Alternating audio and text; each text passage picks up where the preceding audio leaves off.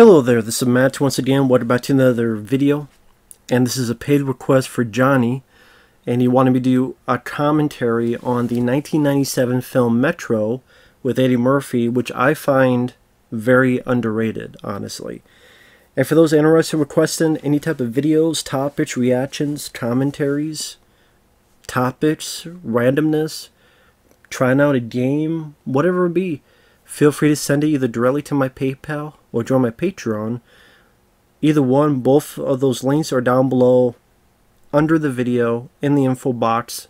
And that's for pretty much any of my videos. That's where the links are as well. So I have a pause at the beginning. Sadly, this film does not have a Blu-ray, so I have the DVD in.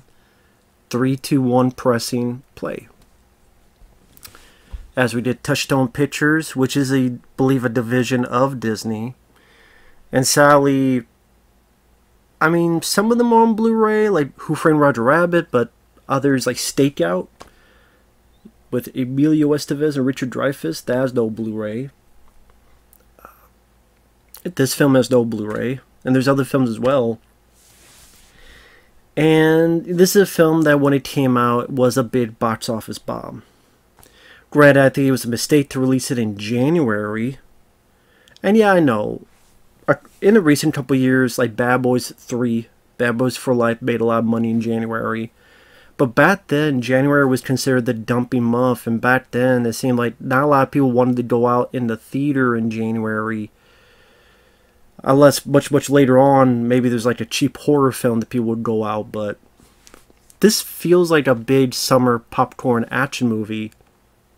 And January just seems like such a weird time to release it.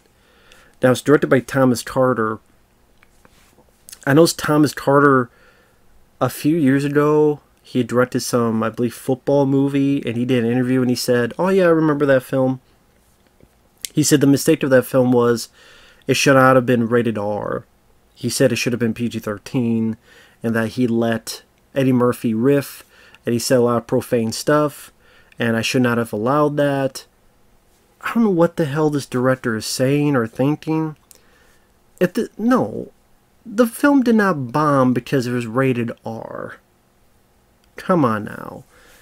Now, I'll be honest, I don't know why it bombed, because I think it's an underrated film. I think it's the last great action comedy from Eddie Murphy. It's, I think, one of his last damn good films, although I do like Dolomite Is My Name. This captures a bit of that Axel Foley 48 hours R-rated energy from Eddie. But at the same time, I know he wanted to do a bit more serious roles, and this was kind of merge of both. There were moments he got to be serious with Michael Wincott, who's the villain, going toe-to-toe with him. But at the same time, you had some fun action sequences. You had some nice R-rated banter between him and Michael Rapaport. However you feel about Michael Rapaport, I thought he did a decent enough job here. And I think it was a perfect fit for him to be a hostage negotiator, playing that type of character. I think that fit perfectly with Eddie Murphy's gift of gab, especially during this time. And like I said, it's just such that really never came to be, where, you know, this film, like I said, bombed so damn badly, and I don't think it deserved that. I really don't think it deserved that at all. If you wonder what I'm doing, I'm trying to look up some info on it. It don't, like I've always said, I always think this is the real Beverly Hills Cop 3. Because, like, Beverly Hills Cop 3, like, I get why that was a disappointment. That was lame. In this film, not at all. I mean, it made $32 million on a $55 million budget. It debuted to $9.3 million, so it seems like even the debut, it wasn't much. The director go on to do Save the Last Dance, Coach Carter. When the Game Stands Tall, that was the film he was doing the interview for. And he mentioned this movie. Because someone was asking for an Eddie Murphy story.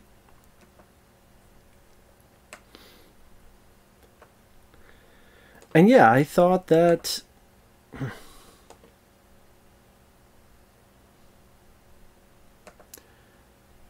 it was funny, it was entertaining. I liked the cast. Michael Wincott is a very solid villain.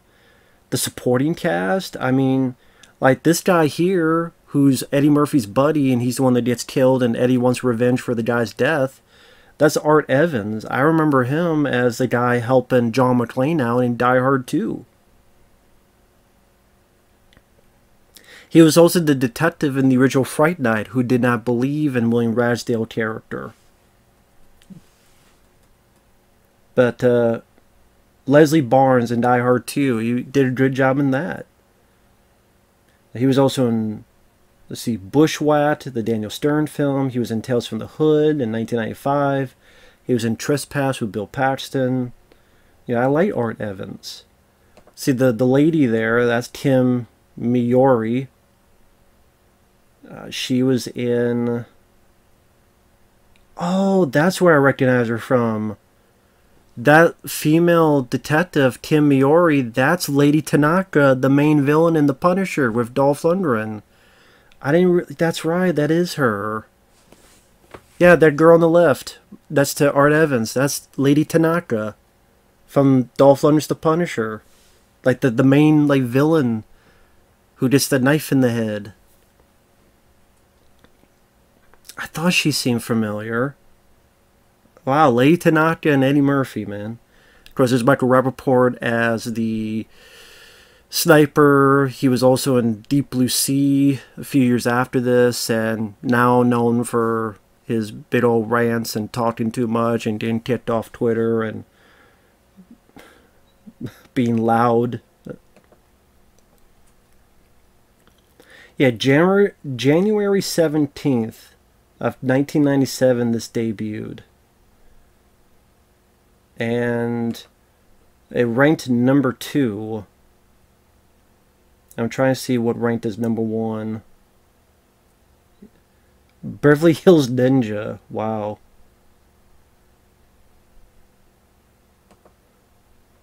Evita number 3. The Relic number 4. Jerry Maguire number 5. And then it seemed like Jerry Maguire set the box office on fire around that time. As well as the re-release of the Star Wars, the special editions that were coming out.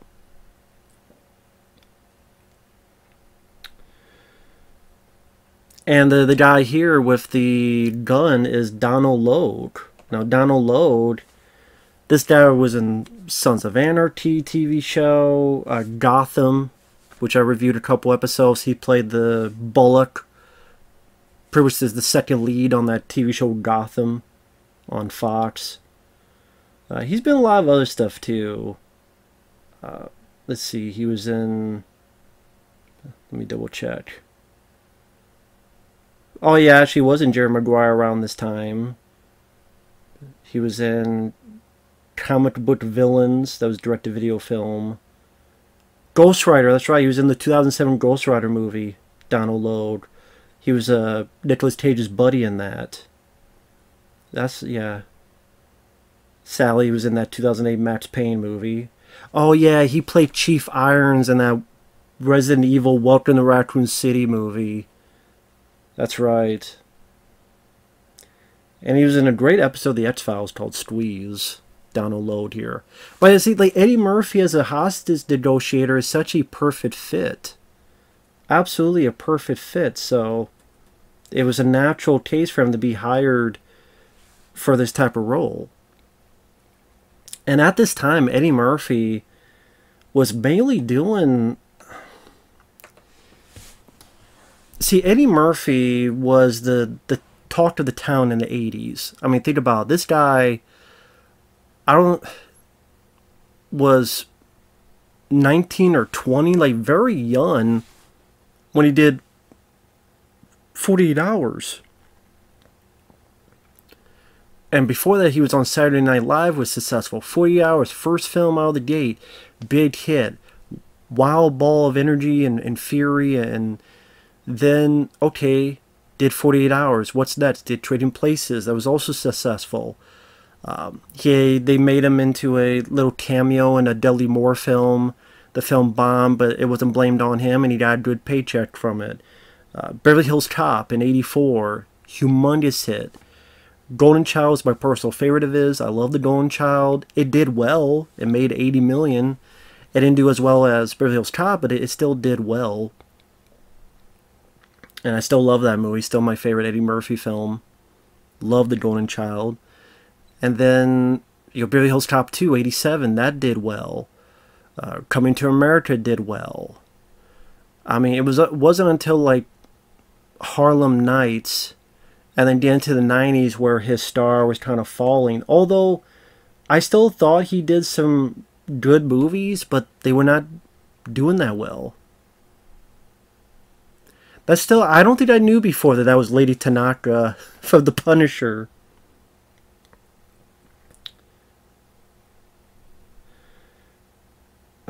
Of course, the stand-up, Eddie Murphy's Raw, that's a good one. See, this is what I'm talking about with Beverly Hills Cop 3. Like, he wanted to change Axel Foley to be like, no, this is a grown-up Axel Foley. But to me, this is a much more successful venture in that. Where he has those serious moments like, give me a gun, I haven't shot a gun in a few years. When he's talking with Michael Wincott face-to-face, when trying to get him to either confess or trying to get him, and he getting pissed off more and more.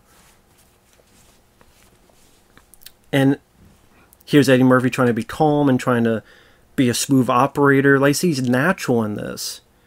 And this is one of those movies that Siskel and Ebert gave 2 thumbs up. I mean, there were some of the few critics that actually gave praise to the movie, which is cool.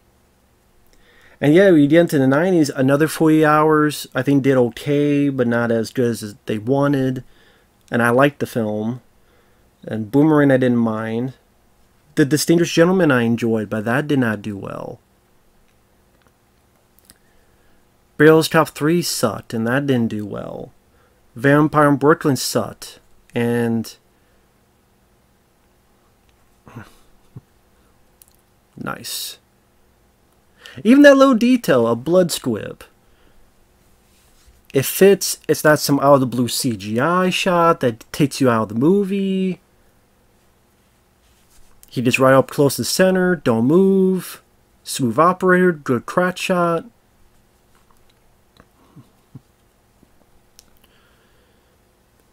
The way Eddie Murphy holds a gun, that always reminds me of an interview he did where he said anytime he holds a gun, he thinks of Bruce Lee with the eyes like he always thinks of that. I don't know if he still thinks of that when he's doing this, but that's what he said in one interview.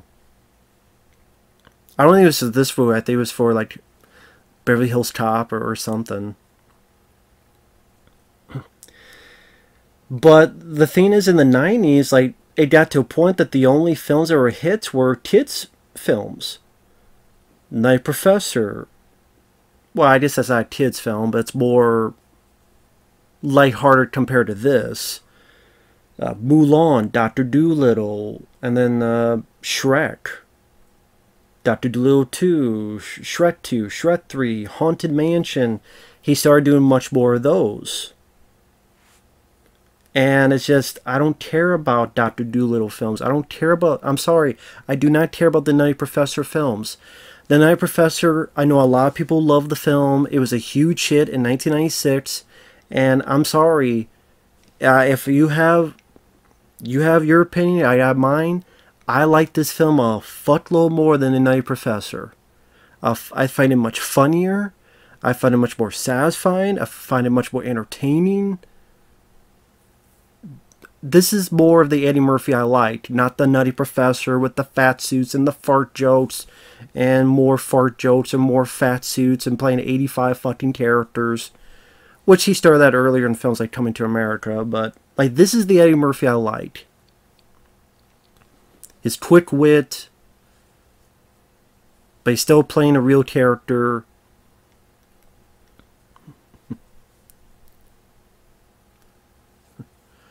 So it's interesting, they keep mentioning this Troy, and you keep thinking it's a kid, but then you find out, it's a pet. I know the trailer edited that, like, that's my car, and then you see a car as if his car got hit and smashed. A bit of editing for the trailer. Which I remember the trailer. Can you feel the heat? What does that have to be a take on, you know, the heat is on from Beverly Hills Cop when they put that in the trailer? Can you feel the heat? Like I said, Metro, I find very underrated. I'm going to keep saying that and harping on that. I never understood the hate this film got. 5.5? Like, why? Just why? I don't get it. And now he's coming back for... And it's filming now. It's not just conjecture. They're filming Beverly Hills Cop, Axel Foley. Or as they're calling that because of Top Gun, Maverick. The name of the movie and then the name of the person. With Top Gun Maverick, Beverly Hills Cop, Axel Foley. Oh my God. I do not look forward to that. What if it proves you wrong? I will dance the night away. Dancing the night away. But, I mean, you got Judge Reinhold coming back. You got John Ashton coming back. Joseph Gordon-Levitt's in it. Kevin Bacon is in it.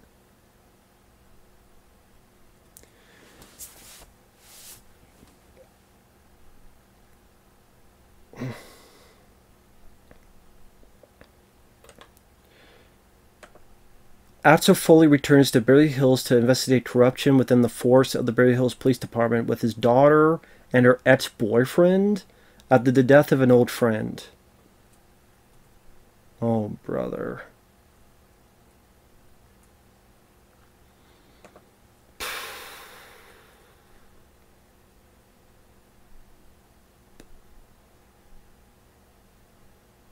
The movie's still officially titled Beverly Hills Cop Axel F.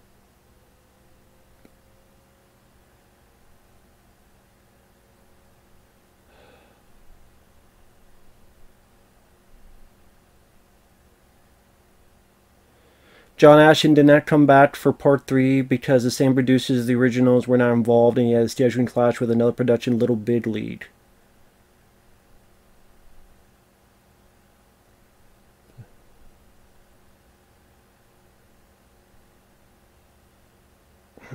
Oh, man.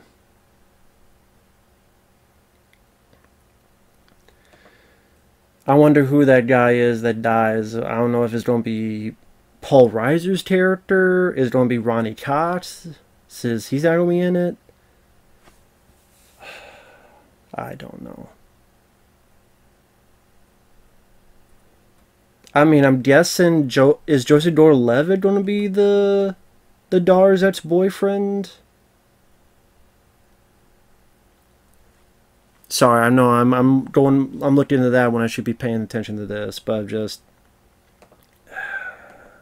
whatever.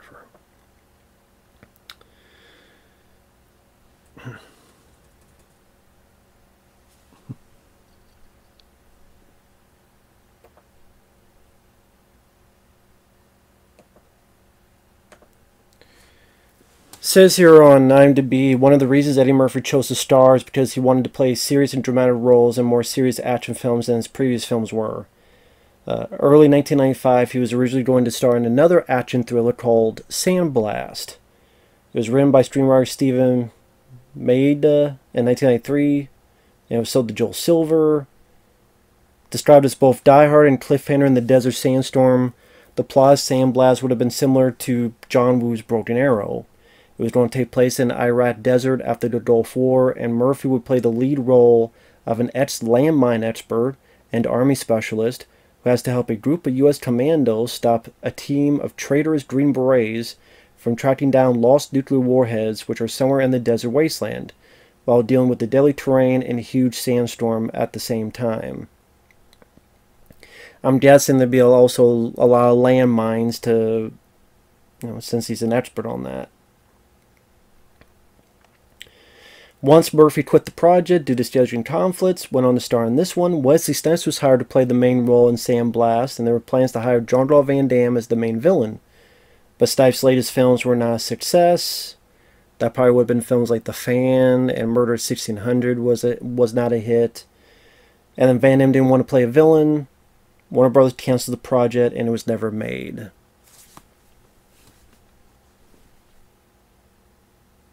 So, Sandblast would have been cool to see. Sandblast, I mean, I remember hearing about that project back in the day in this magazine called Cinescape. And yeah, sadly that never came about. Eddie Murphy or Wesley Snipes would have been cool to see as well. That's not my ride. This is my ride. You know, who am I, Red Fox? Of course, he had worked with Red Fox in Harlem Nights. It's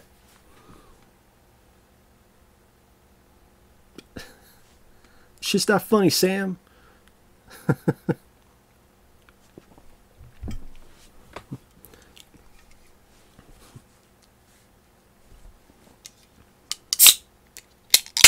Smell like fish and shit.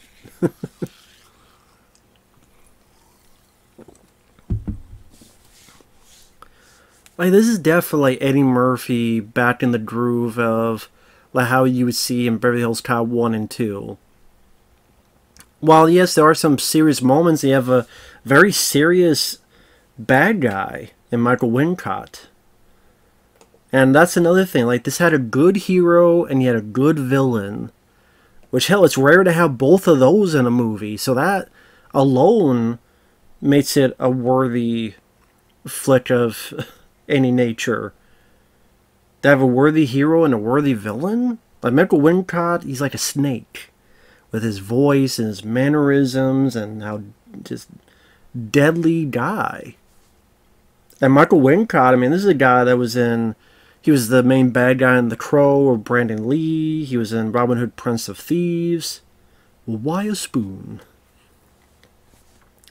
See, he was in The Doors. He was in Born on the 4th of July. Alien Resurrection, which I think they killed his character off too quickly. Along Came a Spider. He was in that movie. Hitchcock. He actually played Ed Dean in that. I forgot about that. He was in that film Nope recently, which it was cool to see him in there. I wish he was in it more, but like it was still cool to see him in that movie, Nope. But he should have been in it more.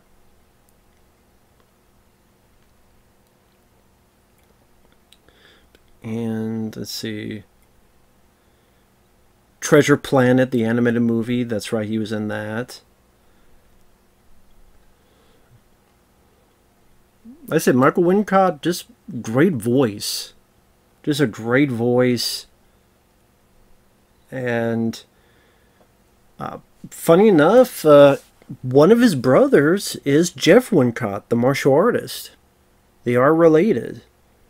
Like Jeff Wincott, his brother is the martial artist who'd be in Martial Outlaw and Last Man Standing with PM Entertainment and... what was the Mission of Justice with Brigitte Nielsen. And like Michael Wincott here. Like I say, he works well as the villain.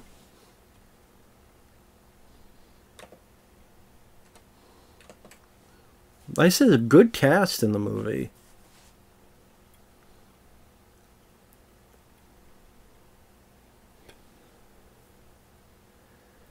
And then you also have Paul Ben-Victor, who I remember playing Mo Howard in that Three Stooges TV movie. He was a guy Ben Affleck's Daredevil would hit in the back. Well, would hit and his back... Remember the guy on the railroad track? And Ben Affleck's looking down at him and says, "That ain't heaven. That's the train." And it runs over. The guy who runs over is Paul Ben-Victor. You'll see him soon in this as the... cohort for Michael Rapaport. I mean, Michael Wincott, I should say. Got confused. Two Michaels.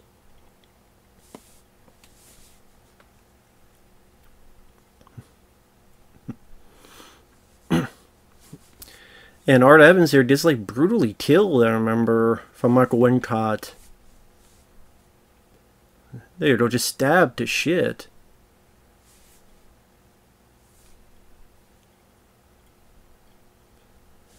like fucking 7 or 8 times and a throat slit.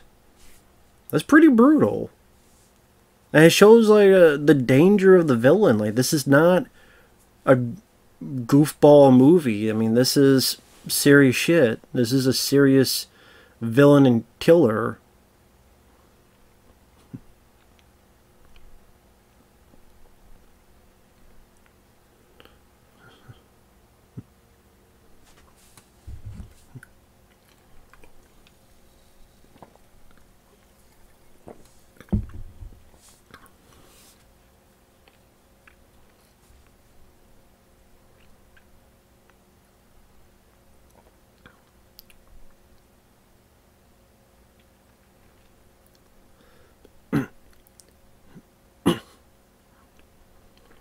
And now, anytime I see Eddie Murphy with a gun, I just think of Bruce Lee with his facial movements, because since that interview. And like I said, Eddie Murphy was like one of the biggest stars of the 80s, man. And then when he got into the 90s, sadly, like I said, a lot of those films, unfortunately, like this, did not do well. And this is why, because this film is such a massive bomb. I mean, if it cost over 50 million and only made a little over 30 million, that's a massive bomb. There's no other way to cut it. So it's like, okay, I'm not going to do this anymore. So that's why he stuck to family films, because they were the successful ones. At least for a time. But it just got a point where just, man, I mean, imagine that with the Magic Blanky for the kid, Haunted Mansion, which I know now they're doing a new Haunted Mansion. That was lame as fuck. Beat Dave, where there's a spaceship that looks like Eddie Murphy, but then there's a alien Eddie Murphy inside with a crew, and then I didn't mind Daddy Daycare for what it was, but Night Professor 2, I just didn't find it funny like other people did. It just, Mr. Church, and just very, very melodramatic and meh. Like, it was like Eddie hoping to get an award. Dreamgirls was good. I'll give you that. Dreamgirls was good. Again, Dolomite's My Name was good. And then right after that did Coming to America 2. And gee, that's another reason why I don't look forward to Beverly Hills Cop 4. Because Beverly Hills Cop 3 sucked. Coming to America 2 sucked. And that was his most recent one. And like the last time he did an action comedy was this one from back in 1997. So that's a long time. I mean, there's got to be a bit of rust in there. There's Lady Tanaka again. I know that's not her name, but now I just can't think of her as Lady Tanaka. There's Eddie being serious. But he could pull it off well, and that's why it didn't just feel like another Beverly Hills Cop film, because it was a little bit more dangerous with the villain and a little bit more serious with Eddie's role, as well as very funny still. It was able to be its own thing. And that's one of the things I appreciated about it and like it. Like I said, I don't understand the outright fucking hate this film gets. I really don't. I mean, people can really sit there and tell me that Eddie was bad in it. But the Night Professor gets a pass? Hey, I'm Sherman. I'm fatter. I mean, I'm flattered. I don't get it.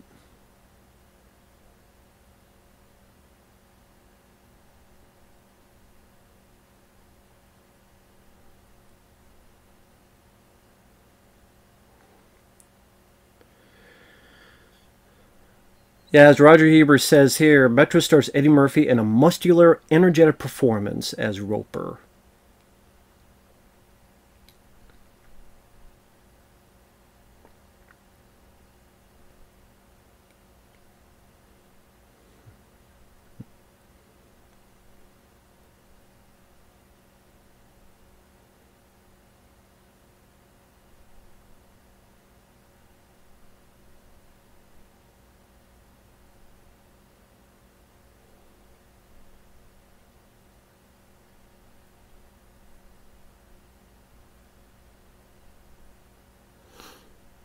I see. You think it's the kid Troy and it's actually the dog.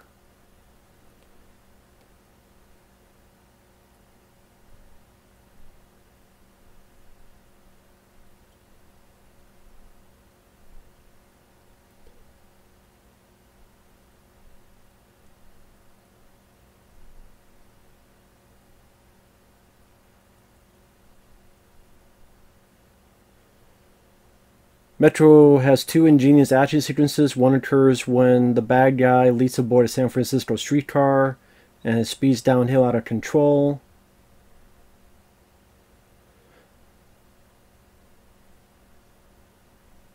It's fun, skillfully directed by Thomas Carter. There's also an ingenious scene later on when the hapless girlfriend is strapped to a piece of machinery that functions in exactly the same way that sawmills did in those silent movies. If Roper takes his hand off the red button, the girl will be cut in two. If he does, he'll be killed.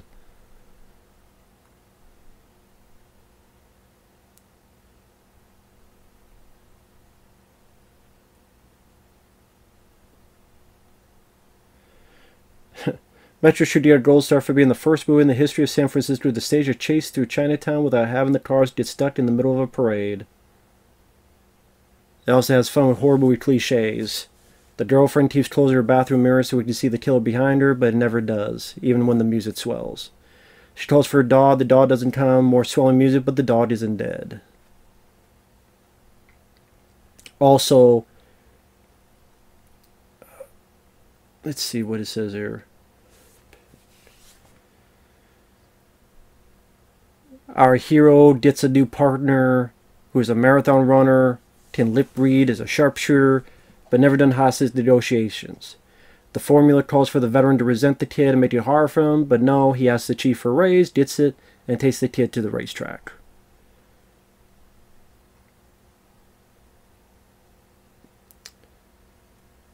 Our hero vows revenge, and the chief takes him off the case, but continues to chase the guy anyway, and no one says a word to reprimand him, and his badge and gun are never taken away. So they don't do that cliche. They don't really do a whole lot of the yelling captain. And a mock-up of a grocery store, which is one of my favorite scenes. Eddie Murphy uses department store mannequins to represent stick-up guys and rehearses new partner in the methods of handling such a situation. Will this pay off when the kid has to handle such a situation? No.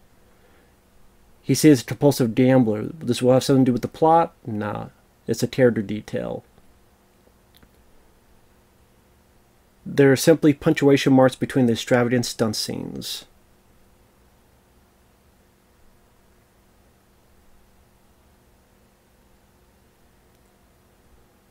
The big action scenes are cleverly staged, and Eddie Murphy is back on his game again, with a high-energy performance and crisp dialogue. Michael Rapaport makes for a good foil, and Michael Wincott is a smart, creepy killer.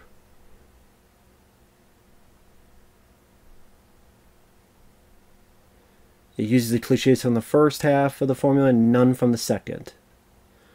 Good. So yeah, I agree with that. I mean, that's a good review, like Roger Ebert. See, there's Paul Ben Victor on the left, and as he mentions, their family. Yeah, I mean, Michael Wincott is a smart, creepy, good villain in this.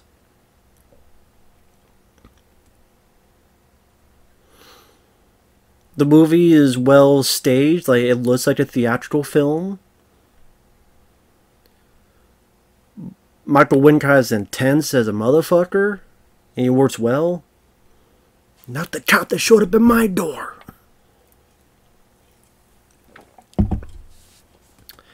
I mean, so think about it. You got a good villain, you got a good hero, you have a pretty decent supporting cast, you have some solid action set pieces, you have some entertaining pieces of dialogue. You have Eddie Murphy, energetic and high energy, R-rated form.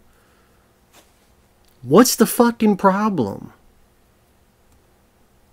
What is the fucking problem?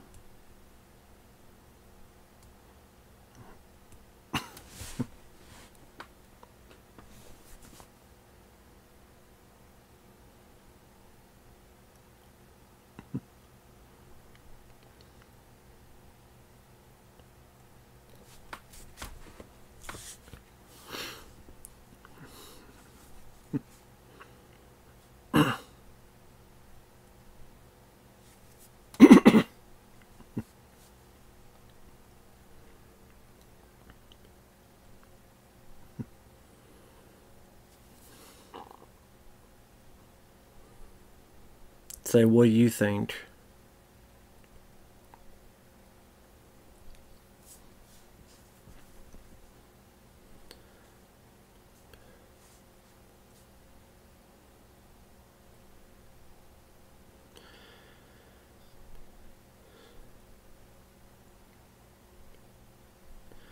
And also, this makes the villain a little bit more interesting too, where you think he's going to kill him or anything like this, but he actually, in a weird way, does care for his family. Again, this sort of sets up a cliche. You think he's going to break his neck, he's going to kill him, this and that, but it's not the case here. In fact, when Paul Ben Victor does die, he gets even more pissed. And let's say you get that really good scene between the two of them, which we'll get to that in a little while.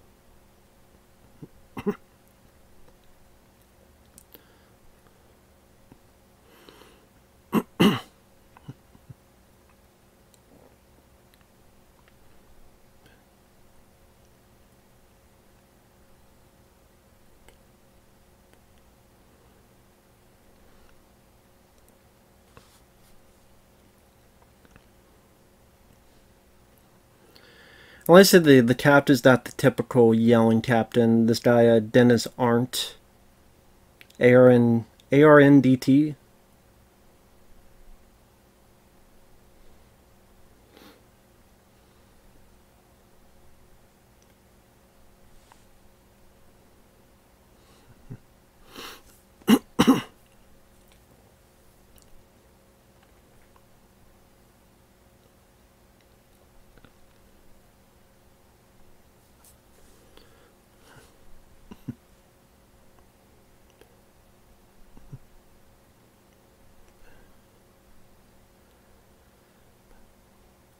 I thought this was kind of cool here. Like, you have to take this out without touching it.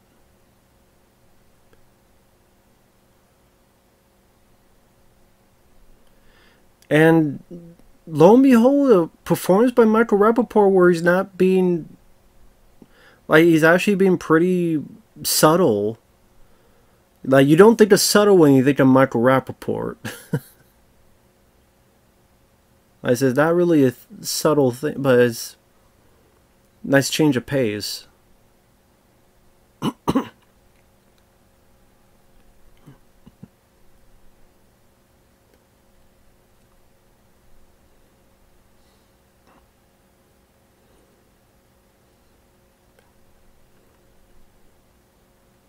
So showcasing a partner Eddie Murphy had before, but he let himself be a hostage and got killed for it.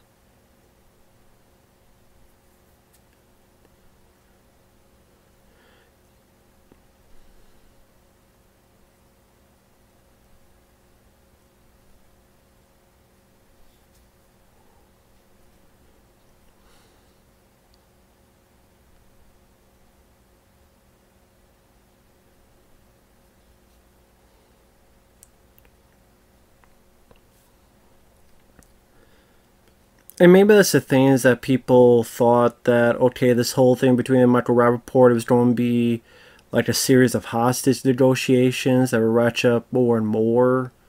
Kind of like there's, I don't know, maybe there's like almost a pandemic of hostage negotiations to just have to go to... Maybe it'd be like day in the life of these two as they grow more and more of a bond and more crazy hostage negotiations they have to go through. Or... I don't really know why it's called Metro as well. I don't think the title of this helped, because I still don't know why the fuck it's called Metro. I just say thought... give it one word like speed. I have to think that was the mentality of it, to give it a one word title like Speed, because Speed was 94. So yeah, I think this came out January 97. I don't know. In February of 95, the script was bought.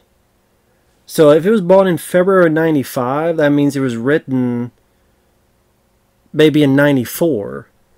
which means probably someone saw Speed and said, okay,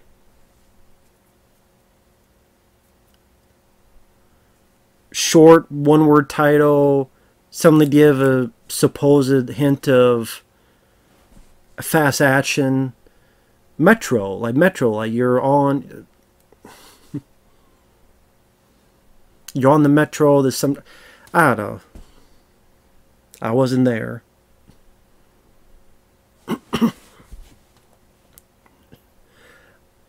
But I think it's the wrong title for the film. I don't know what the title should have been, but Metro just... It doesn't really tell what the plot of the movie is, Metro. So I love like Eddie Murphy's reaction here.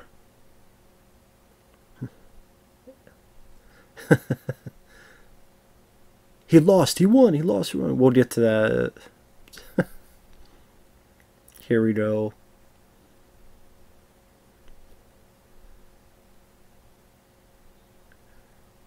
We lost. Shit, we lost. We lost. You want to bet?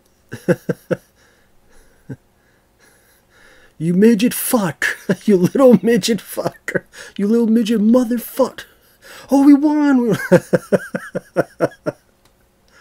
It's cool, man. It's cool. We cool. It's cool.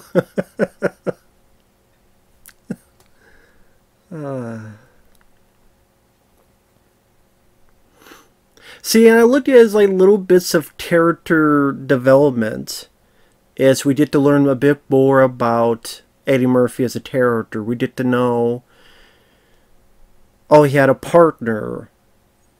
He knew about this because of his partner. Didn't know a little bit about, you know, this new guy. Get to know a little bit of their life outside of being a cop amidst this situation, what's going on with Michael Wincott's character. It's, again, little spices to put into the flavor of the dish. And as long as it's fun and entertaining, I don't see what's wrong with it.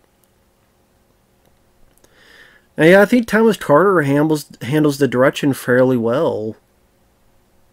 But again, the notch this film gets is just, like I said, confusing to me.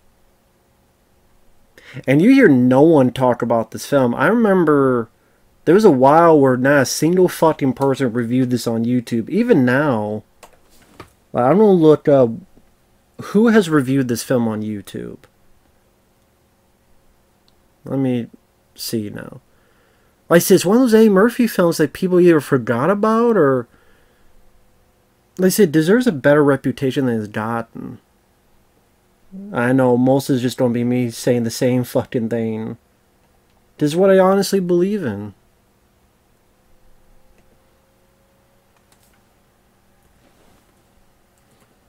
Oh, come on.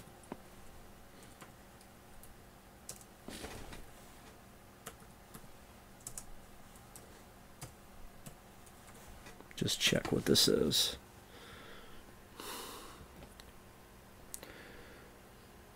Yeah, I reviewed it 3 years ago.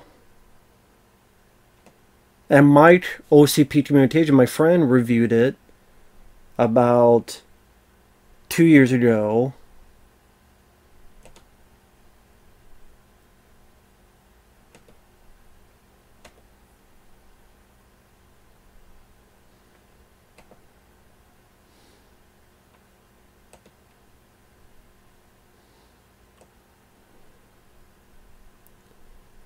First time watching 4 months ago. Pillbox Movies. Siskel Ebert's review. Someone says Beverly Hills Cop 3 remake. Well, good. Galuzzo Review says one of Eddie Murphy's best. I agree with that. That was a few years ago. Way Back Watches Metro. That was 3 months ago. The Italian Stallion Fabio. Eddie Murphy's most underrated. I agree with that.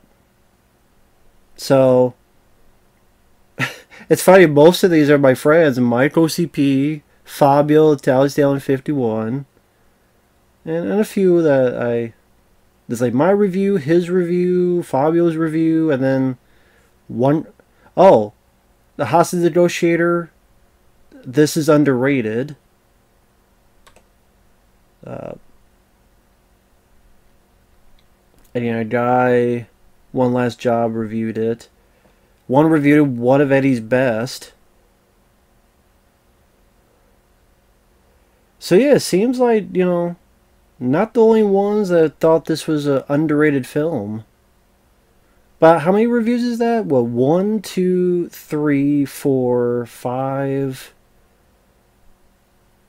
6, 7 reviews and 1 reaction. It's not really, balls to the wall, ton of stuff going on compared to other movies.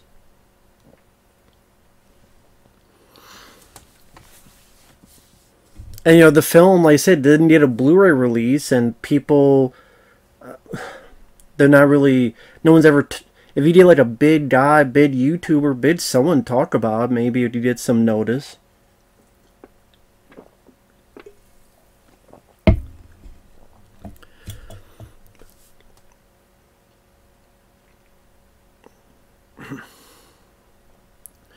Yeah, as Michael Rapaport says, how can you be sure he won't get shot? And he's like, well, we can't. And so, Michael Wincott here being smart about it. Being very smart about it, and didn't like a snake, just very sinister, very smooth operator on his own.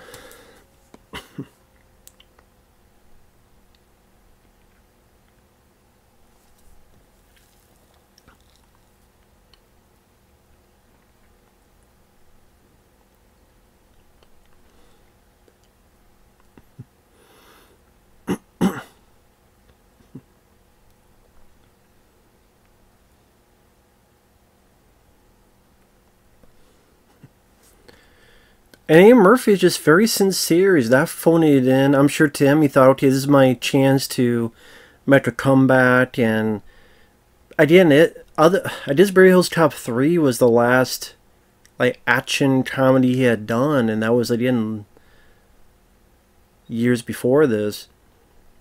And that was such a big bomb. So he's like, I want to really make this thing work. And Sally didn't, then didn't do anything like this, I guess, until the new Beverly Hills Cop movie. Maybe, did he steal that ear from Dolph Lundgren? Do you hear me?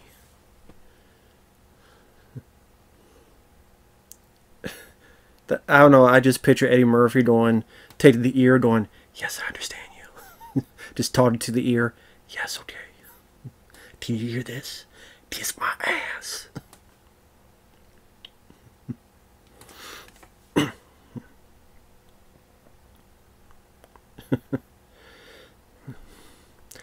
Warn the guy first on what it is.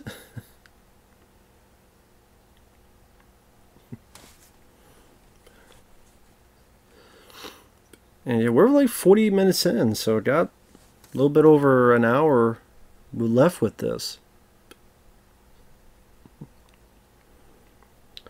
And yeah, there's not much on trivia for the film. Let's say it gets a 5.5, which I think is way too damn low.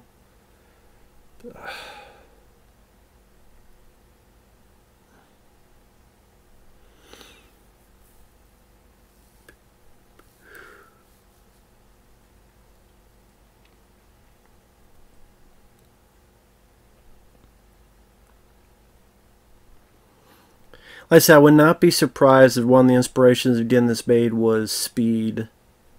I know that sounds ridiculous, but I'm just saying, if the script was bought in 95, February 95, that means it must have been written, well, I guess it could have been written any time, to be fair, but it just got to someone at that point. But I'm just saying, this in 94 you had Speed, and it was such a huge hit, and there were hostages in that movie, and I just say like the one-word title and trying to invoke a bit of acceleration. trying to invoke a fast-paced type of feel, I guess, with the title. Like I said, Metro, I think, was maybe the wrong title for the film, because what does Metro really tell of the movie? I don't know what this woman expected.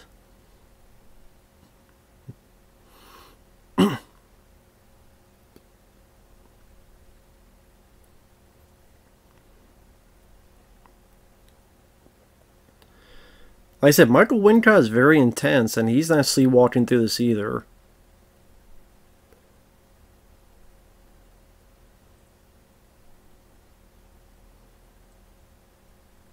That's right, sit your ass down.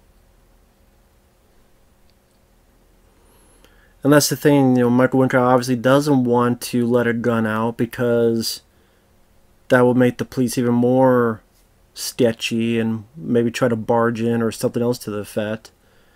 So he doesn't want to shoot unless he has to. So that's a bit of a smart play for him.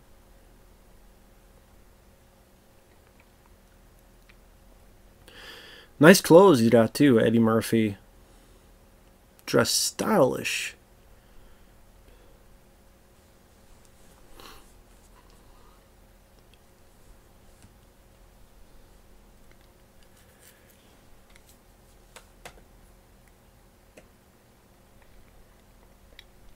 I'm yawning not because of the movie, but that's because it's 10:40 p.m.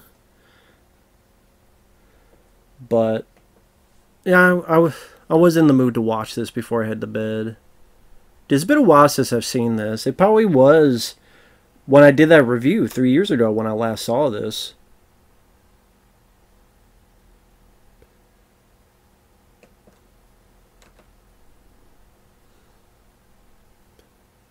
Oop, there you go, yep.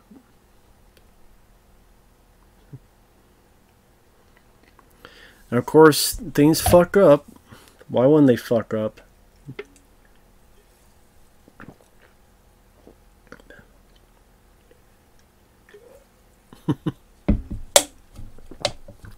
Eddie Murphy, just bunch of fuck ups. Y'all bunch of fuck ups. Here you did it pretty damn good. And this is a car that you like streams 48 hours type of car. But it does seem like the same car Nick Nolte had in 48 Hours. I remember, I forget who it was, a long time ago, a guy was saying, Matt, you should not keep calling it the alternate Beverly Hills Cop 3. It's more the alternate 48 Hours. Just because it's San Francisco and because of, you know, this blue car. I'm like, I guess, you know, either way, how you want to look at it.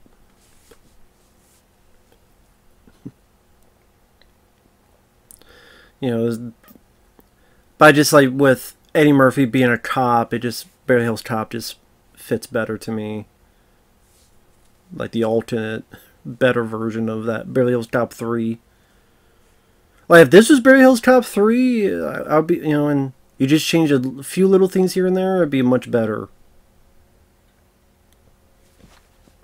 than the actual Beverly Hills Cop 3.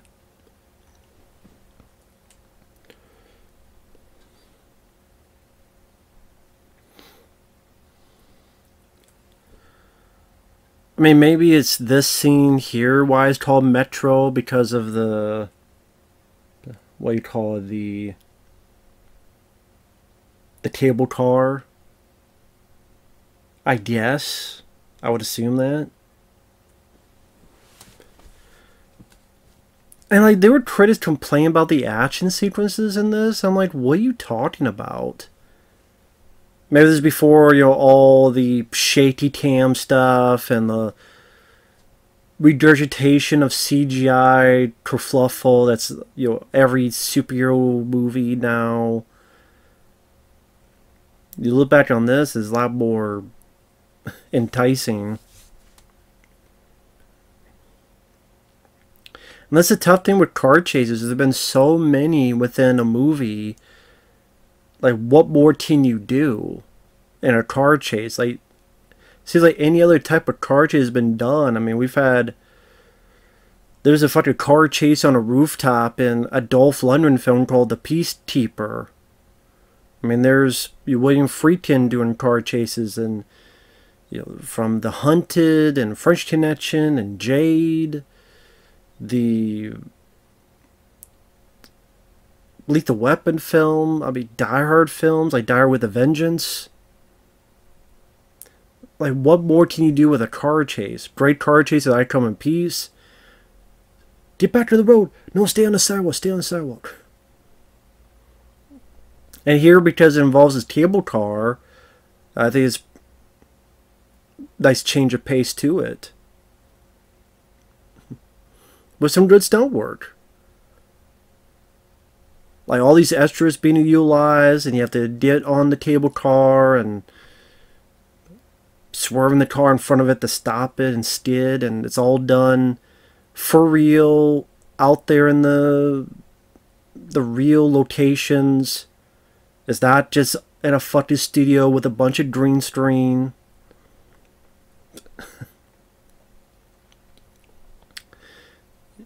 Exactly. Like, Michael Wincott's such a killer, why wouldn't he do it? Of course, that floors it right down. Again, keeping the audience in tone that this is a cold-blooded killer. It's like, why wouldn't he kill it? And like all these people just jumping out of it and get out of the way, get out of the way. Decent camera work from behind the showcase, the speed of what's going on. After I was just pushing any car out of the way, just not stopping.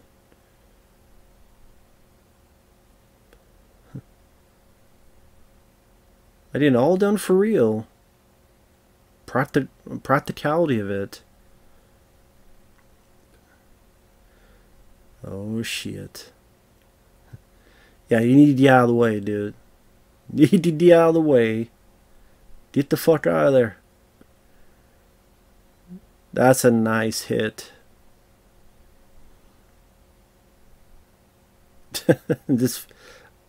I did think about that. You have to stage a car, be in front of a cable car while your hero's cars are right behind it. Not the easiest thing to do. And do it all for real in camera. The idea, a real person get on top of a car, jump to here. It's like we took this stuff for granted back in the day. Because we thought that would last forever, and it's not the case. It's absolutely not the case now. Look at that new Indiana Jones trailer. Just a CGI Harrison Ford jumping onto here, or being on CGI trains, or being on even times it's like him on a horse is CGI, or they're going through the tunnel and all that CGI wrapped around. And then you look at a scene like this where, yes, of course there's going to be stunt people involved for the safety of the actors, but you try to hide that as best and sell the illusion of your hero going through all this danger that keeps the escapism going and not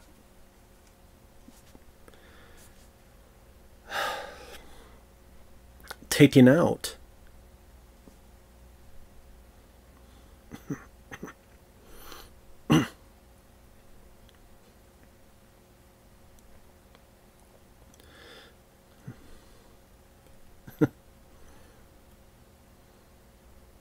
Oh shit.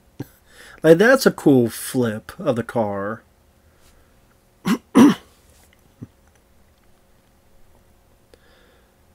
I mean, you probably saw a much more explosive version of this the year before in The Rock. While this one, I like The Rock. This one is a bit more, you could tell what's going on.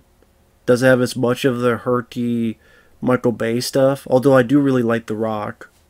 But I'm saying in this scene, it's probably a bit more comprehensible on what's going on.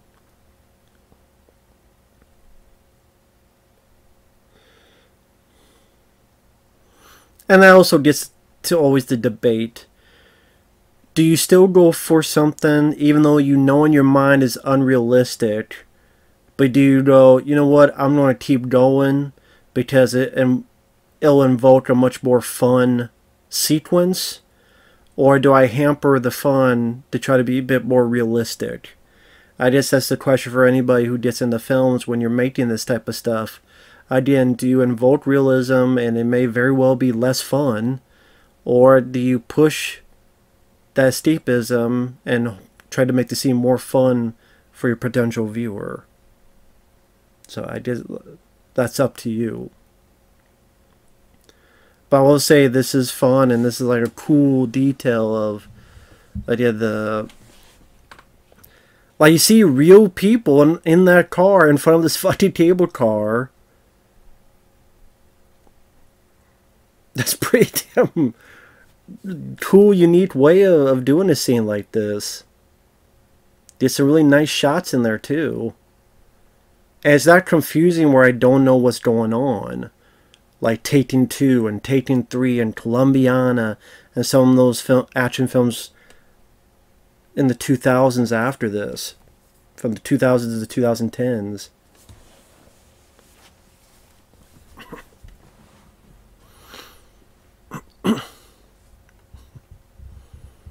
Of course we gotta stop at the nick of time. Why not?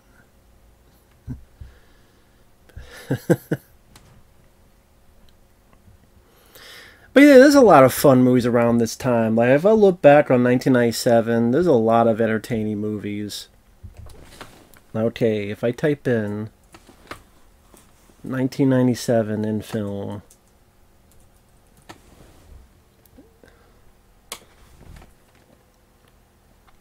as our heroes go on a foot chase against the killer.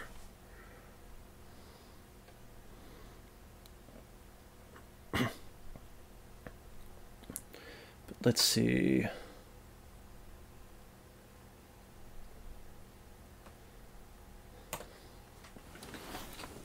"1997 in film."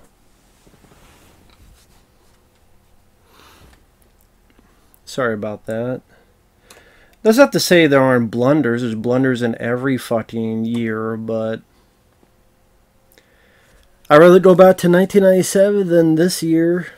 Although there's a lot of movies I like this year, to be honest. But, you know, in 1997, you got Jackie Chan's first... Look at this. Jackie Chan's First Strike, The Relic, Beverly Hills Ninja, and Metro in the same month. So I get a fun Jackie Chan film, a cool, fun monster movie, The Relic. I get Beverly Hills Ninja, which is a fun Chris Farley movie. Metro, and they came out the same day. Because again, Beverly Hills Ninja got #1, this got #2 in the weekend box office. I would love to go to the theater and have a 1-2 punch of Beverly Hills Ninja and Metro. See, Gridlock, which is a two-part film I actually like. Star Wars Special Editions, now pass on that. But yeah, in 1997, you had films like Volcano, which I enjoyed.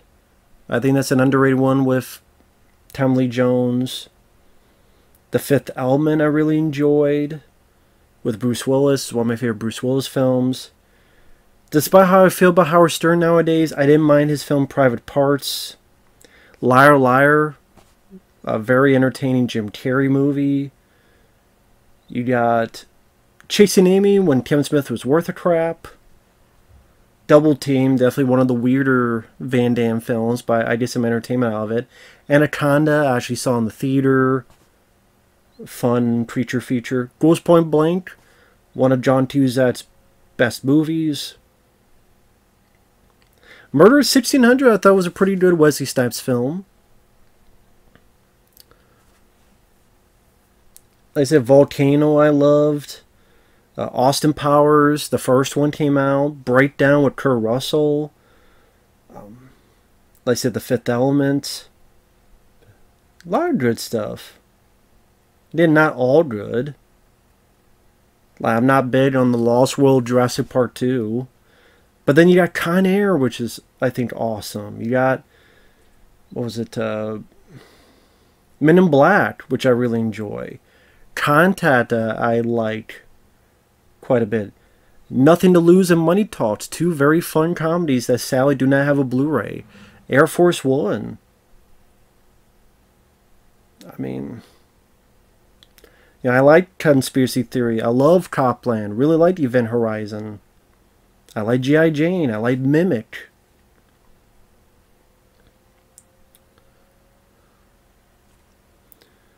See, I thought this was a really good performance by Eddie Murphy.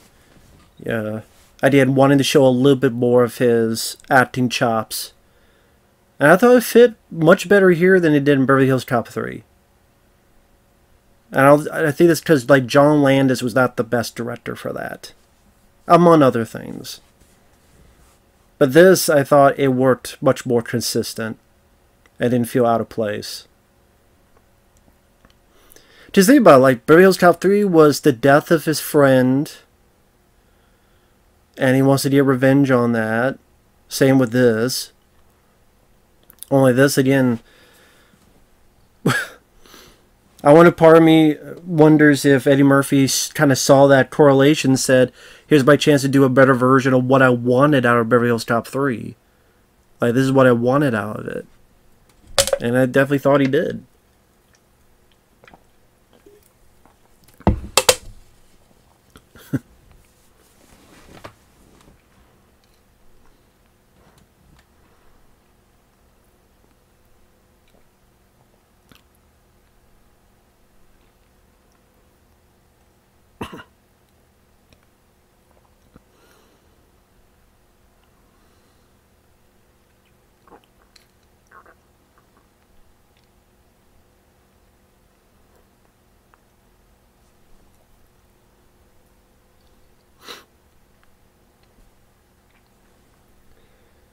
And yeah, I don't know how else to put it. I just never understand. Yeah, I keep saying that. I keep saying that.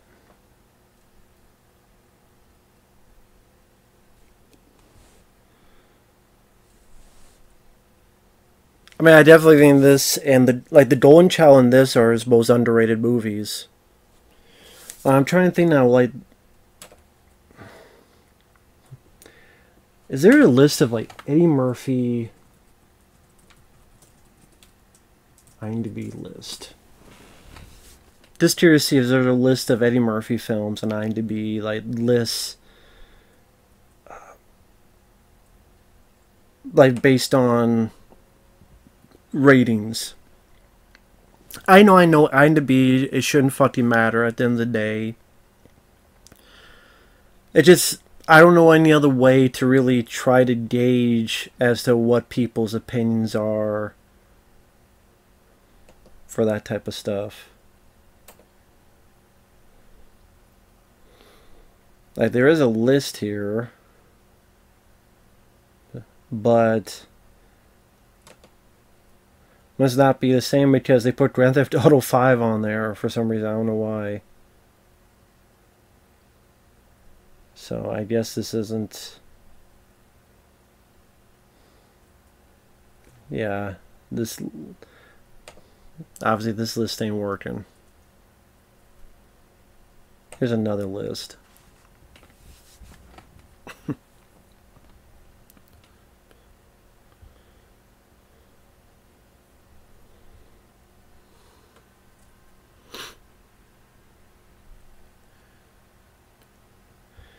We have 48 Hours, gets a 6.9, it's a bit lower than I thought.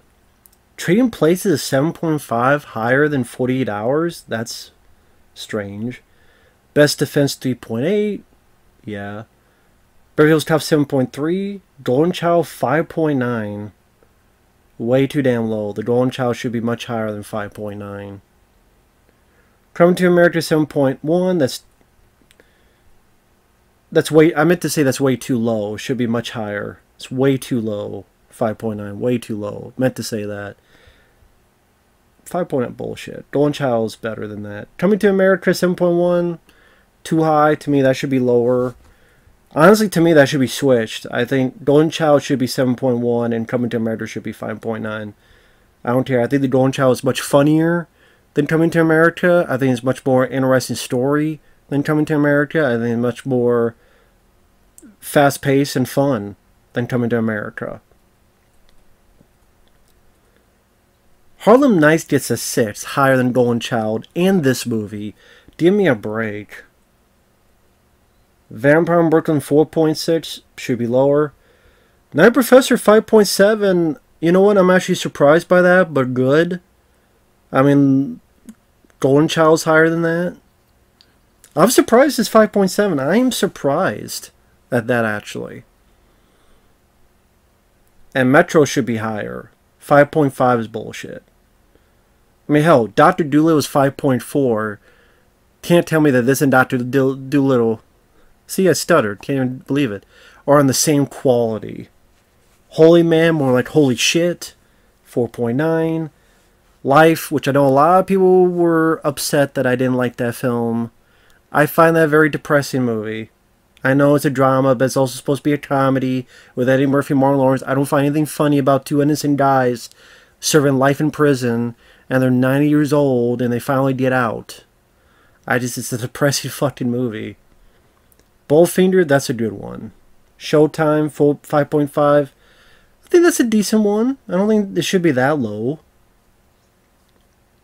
I Spy, 5.4, yeah. Norbit, I think is his worst one. 4.1 is too high, should be lower. Meet Dave, 5.1. Imagine that, 5.6.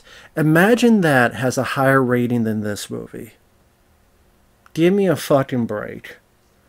Tower Heist, 6.2? No. Tower Heist is not that good, folks.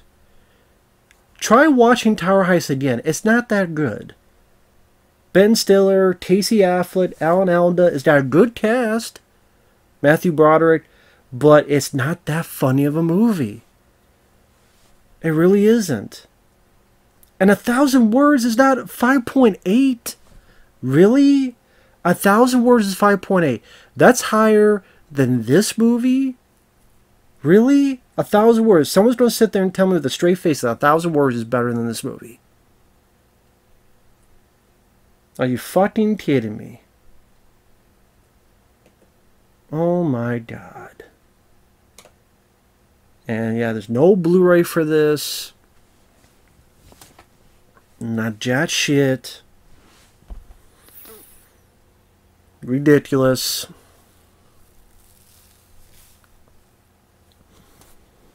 This lady here, her name is Carmen Ejogo. I'm sorry, I don't know how to pronounce her name. Carmen Ejogo. Ejogo. What else has she been in? She was in the 1998 Avengers, the movie based on the British TV show. This is the scene I'm talking about. Fuck you, dude. The hostage negotiation. Where Eddie Murphy's pretending to be the... I tell you what I fucking need, man. I need to fucking find that dirtbag that fucking ran off with my wife, dude.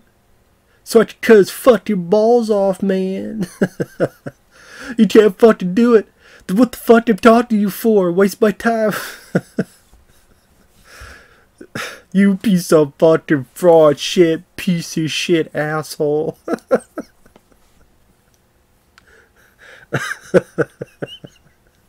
See, Thomas Carter, I'm sorry, man, you're off the fucking mark with this. It was it 2014 when this football movie saying, oh, this should have been PG-13. What the fuck are you talking about? This film would have gotten even worse reviews if it was PG-13. It's about a guy looking for a killer, hostage negotiation, and you think that's PG-13. I don't know if he's like one of those guys that, you know, just very religious, and I don't know what the deal is. Like, give me a fucking break, man. What are you doing? Sorry, but the guy's wrong.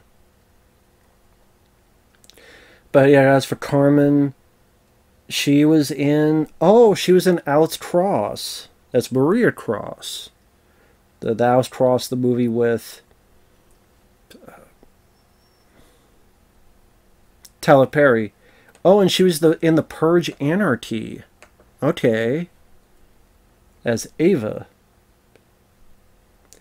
Oh, she and Frank Grillo were the leads in the Purge Anarchy.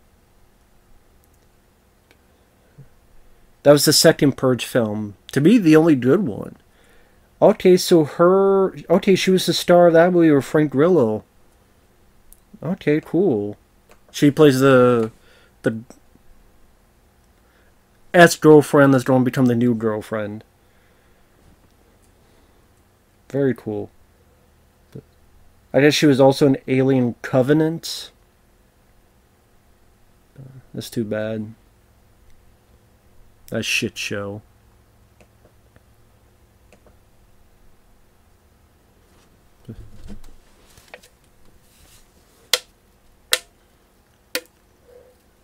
Of course, manipulating him, saying you better fucking do this for me.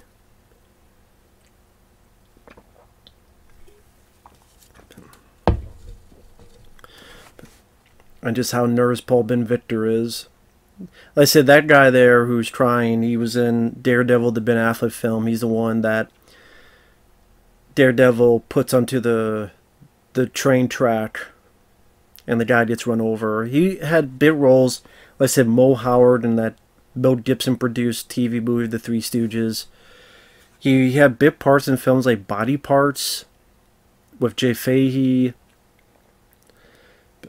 Was he in a TV show? I swear he was in, like, was it the Invisible Man TV show? There was a TV show he was on. It might have been that. But I can't remember. But, yeah. And, like, at least I looked at Eddie Murphy, and it's just sad. I looked at his career. I mean, Haunted Mansion, Norbit, Meet Dave. Imagine that. You know, Shrek 50. 1,000 Words. And then Coming to America. Jesus H. Christ, man. Fucking awful shit. In my opinion, awful shit. Coming to America 2. That was like, what the fuck? Are you fucking kidding me, dude? Like, you do a sequel to Coming to America, and I'm not even the most diehard fan of the original. I don't mind it.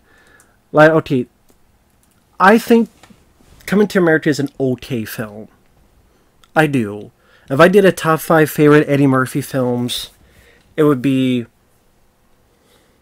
Golden Child is my personal favorite, number 1. Beverly Hills Cop, I'm going to put number 2. I'm going to put 40 Hours, number 3. Beverly Hills Cop 2, number 4. And this film, number 5. I would put this in my top 5 favorite... top 5 favorite Eddie Murphy films. I would.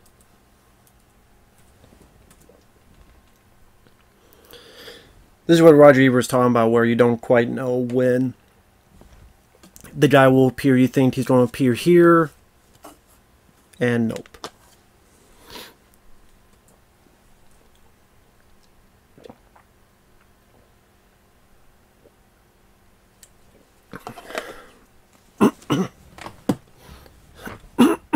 Sorry about that.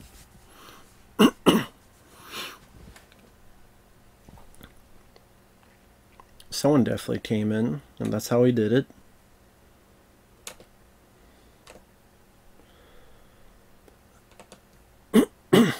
Sorry about the clearing of the throat.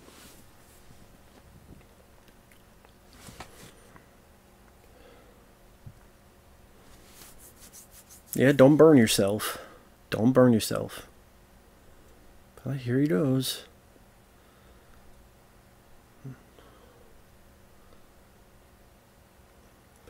Kick him in the balls. Kick him in the balls. There you go. Push his ass. Oh, got our bra. There you go. Get out of the way. Punch him or something. There you go. Went for the balls. I told you. Go for the balls.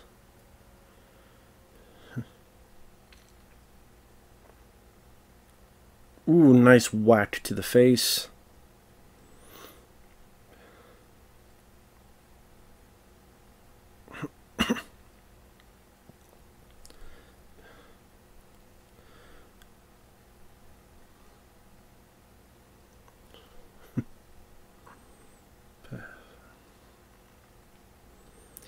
Of course, you know, at least they've established that Paul Ben Victor's character is not the most used to doing this. He doesn't have the most experience. That's why he's fumbling about like this.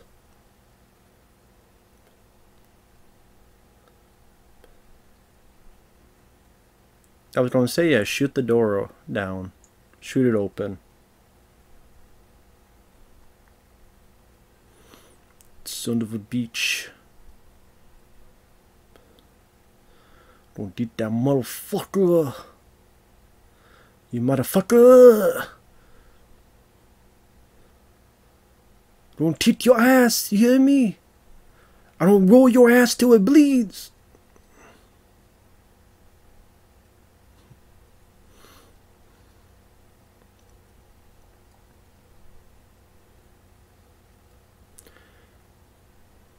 Not too bad of a panning shot, not too bad of lighting either. Got a lot of the rain in there. Yeah, I get these rain towers in to make the appearance of rain. And here is like a big old...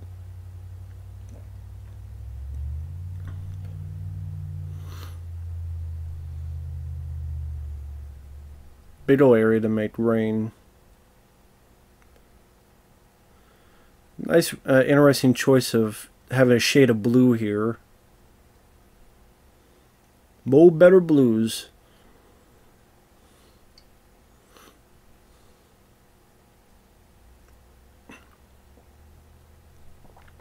I do wonder if like it was in the script to be raining or not, or if they just changed that. You know, let's make the scene more interesting and make it in the rain. I mean, it'd be easier to do it without the rain because you'd have to worry about people getting cold and do we have enough water for the rain, and if something goes wrong, you don't want them getting sick or hypothermia or anything. You have to make sure the water is clean for this rain that's not infected with anything.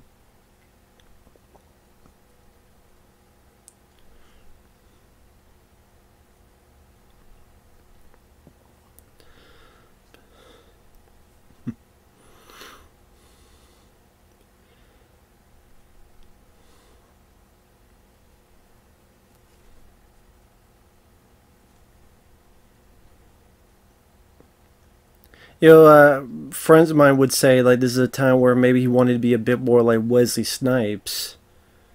For example, you saw Wesley doing more of these type of films where you had, even in the early 90s, you had Boiling Point, and then you had Passenger 57 especially, and then what was it, you had Murder of 1600 the same year as this. He was in the Sean Connery film Rising Sun. You wonder, like, Eddie looked at that and said, you know what, I want to be doing more serious roles like that. You know, working with Sean Connery and doing all this other stuff.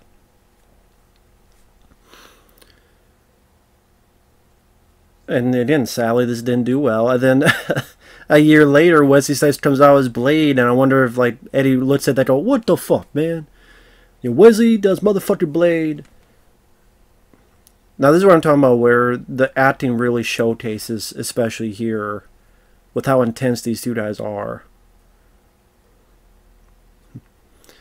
You see this guy here? That's your cousin, right? Well, the guy with the white gloves is coroner. That's what the fuck I'm talking about. I'm talking about not playing with me, motherfucker. Don't fuck with me, man. I'm not playing with you. I thought Michael Wincott does a good job here where he's holding in his kind of sadness that his cousin's dead. You ain't in motherfucking Naples right now. Fuck the Naples shit. Did you hear what the fuck I just told you? I don't give a fuck about anything or anybody. Not now. Ooh, and use the N-word. Which, I mean, he's a villain. Of course he would use that. Now it's like, oh, he can't use that, but he's a serial killer. Like, he's a villain. To figure out how to fuck with you and to fuck up your life. Fuck you, man. I don't give a fuck either, man. I don't give a fuck about you. Fucker, you try me. I thought Eddie did a great job. Intense and emotional. Bought into it. Hook, line, and sinker. Like him and Michael Wincott had good back and forth. Like I said, a good hero and a good villain. This is like a movie that Sally was not of its time. Like, if this movie was released in, I don't know, 1989 or 1992, maybe it would be a bigger hit. But then you get to 1997, and that's when you're having more Jurassic Park and its sequel, and you're having Titanic would come out later that year, and James Bond films like GoldenEye, Tomorrow Never Dies, just either much bigger movies, or like Jurassic Park and Twister, more special effects type of movies, and like I said, Titanic. Like, I guess these type of movies were just seemed as old hat by then. Sad to say.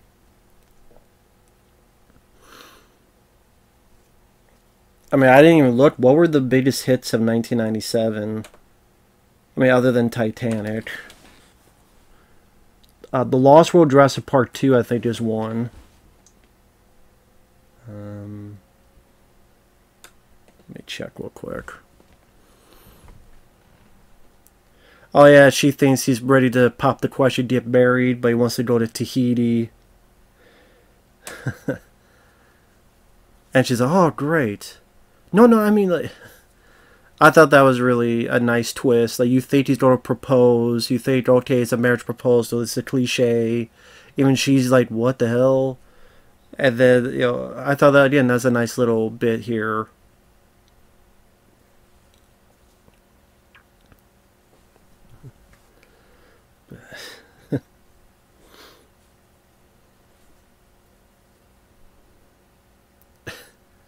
Again, she look at her face. She thinks it's a marriage proposal. He thinks it's a ring, and instead it's Tahiti.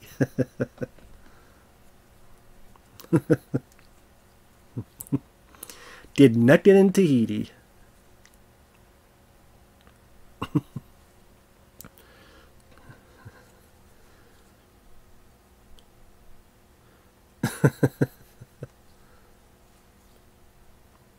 And these two worked well with each other as well. Like, again, you got that great Eddie Murphy laugh, the demeanor, just classic Eddie Murphy. And it's like, didn't do anything for the audience, the critics. It just, I know people have their different opinions. I know they have their differing thought process. I get it. Different tastes. I shouldn't get mad about it, because we all like different things. It is one of those things where when films like this bomb, or bombed back in the day, then in a weird way it deprives me of the possible enjoyment of what would have come if more films like this and more films like others became big hits. Then we could have seen more. Like, maybe if this was a huge hit, maybe Eddie Murphy would have done Sandblast. And so, you know what, this is a hit and this action film's doing well. Let's go back to that Sandblast idea. Let's see if that works out. Maybe some other ideas work out. You know. And sadly, that wasn't the case. Hell, what if in Was this 97? Let's say in 99 he does Sandblast, and then like 2000, 2001, it's like, you know what? I got an idea. I stole from the future, but you play a pool cleaner, and there's vampires. I know you acted as a vampire, but this time you're fighting vampires. And do Day Shift. But back in 2001 with Eddie Murphy with this type of energy, that'd be pretty cool. And you would get, I don't know, who would you get for the Snoop Dogg role? You would get an, I don't know. I don't know. That'd be pretty cool. Now, this seems like a pretty easy escape, I will say, from the prison. This seems like, man, that must really be jack shit for... Like, yeah, it's like, where did he go? Like, where the fuck did Michael Wincott go? He just drops down there, he just walks to the left, and then teleported out? There's one bit of the script I thought was a bit wonky. Like, how the fuck did he get out? I mean, he somehow got out of the prison through the door, which you would think would be locked or some kind of ID, some kind of thing. And where did he disappear to? Like, how the fuck did he get out? Oh, this is what Roger Ebert was saying. You think, oh, the dog's dead. It's going to be the reveal. Oh, no, he's not. The idea, I thought it did a nice job. I agree, Roger Ebert, playing with some of the old-fashioned cliches. I said, okay, they're going to find the dog, and there's going to be a dead dog, and there's going to be a note, and a word of warning. Ah, there you go. But yeah, the top 10 films of 1997, Titanic, Jurassic Park 2, Men in Black, Tomorrow Never Dies, Air Force One, As Good as It Gets, Liar Liar, My Best Friend's Wedding, The Fifth Element, and The Full Monty. The closest you get of old school would be Tomorrow Never Dies and Air Force One. And even then, they had such big, grand scale of the action set pieces and adventure and spectacle. Like Air Force One with the plane and the CGI usage of that.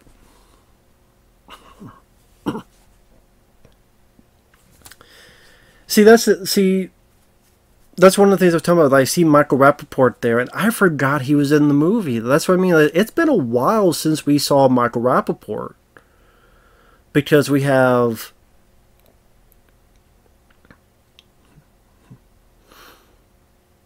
the whole bit again with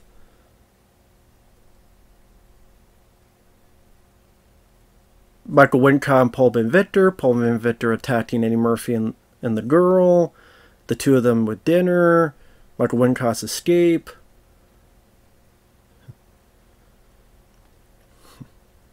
But you know, that comes into play when the finale of it, as we're in the last 20 minutes of the movie. And that's with the end credits, so. But yeah, I looked at this, I go, even like Air Force One, I enjoy Air Force One, but it's like a bigger, with the Air Force One, the spectacle of the plane and the fighter jets behind it, and trying to utilize more with CGI special effects.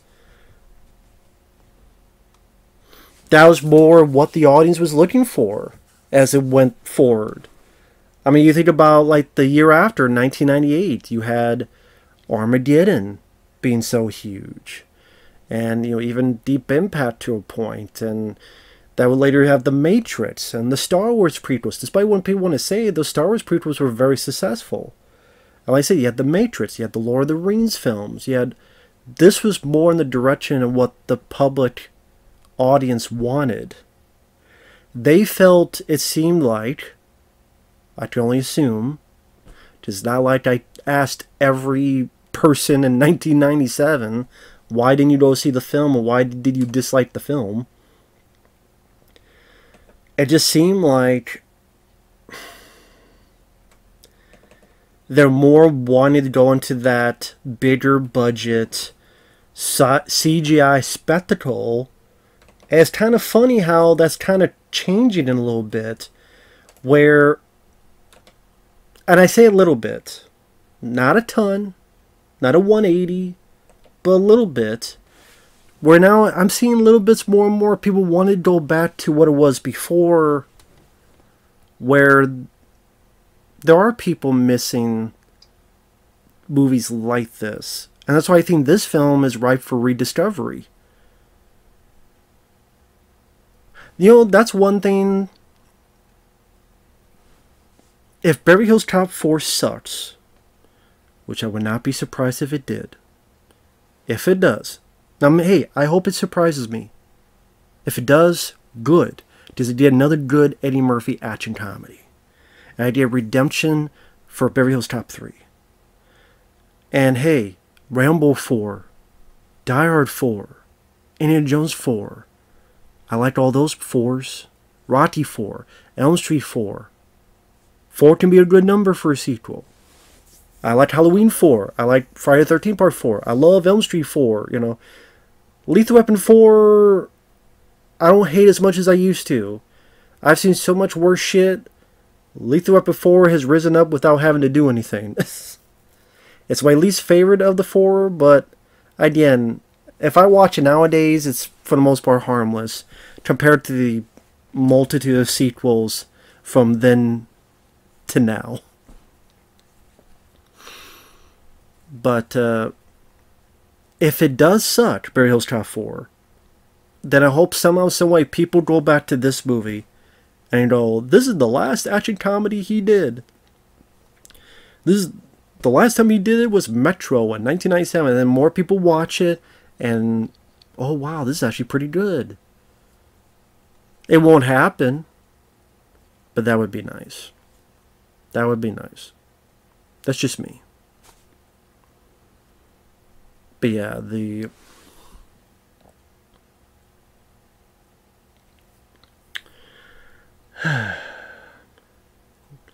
just too bad. I think that's why I get too passionate on stuff like that, and I do, and I will continue to do. It's one of the many flaws with me, is getting too passionate about this stuff when I shouldn't, because I am hungry for as much good subjective taste, because it's all subjective, but entertainment. Feed me more with fun escapism entertainment. And then, you know, something I think is worthwhile does not do well. And then I would trade the Lost World Jurassic Park and multitude of other movies, even bad ones like Speed 2 Cruise Control came out this year. But the Lost World Jurassic Park, like, trade a lot of those for a couple more movies like Metro. Like Eddie Murphy, I will trade the last 10 movies, as much as I like Don't Is My Name, I would trade the last 10 movies for a couple more movies like Metro. But that ain't gonna happen. And it's weird that he's doing another Beverly Hills Cop film, because they did a TV show that has never been released, and there was a pilot, and Eddie Murphy was on the pilot, but it was like about his son.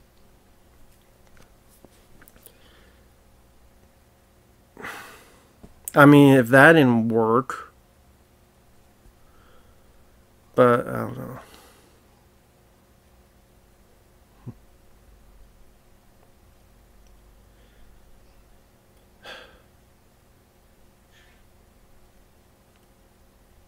If you hear noise, just cats doing stupid stuff. It is what it is.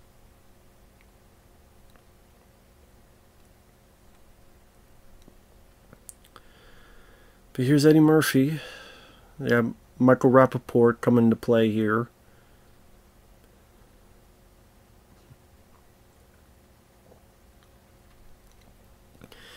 You know, we set up Eddie Murphy as a character who has a hard time trusting Well, I don't know about hard time trusting, but you know, his old partner died and other stuff happened, so here's his ability to trust again.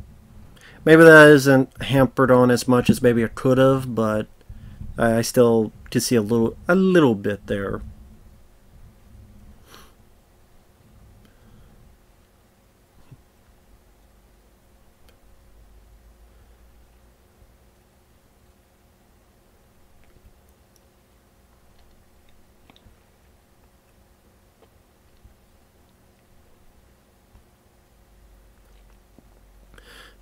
And yeah, this is a bit I know people make fun of this ending because, wow, it's like an old cartoon with the sawmill, and it's like those old serials back to the day where the woman is a damsel in distress and please help me, and it's like you're ready for Popeye to come in.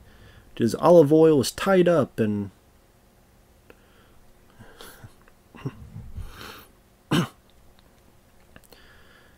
to me it's kind of an old idea made with a new coat of paint. And it just didn't bother me as much as other people. I'm like, okay, that's a bit unique. Does feel like something I've seen 85 times in the 90s.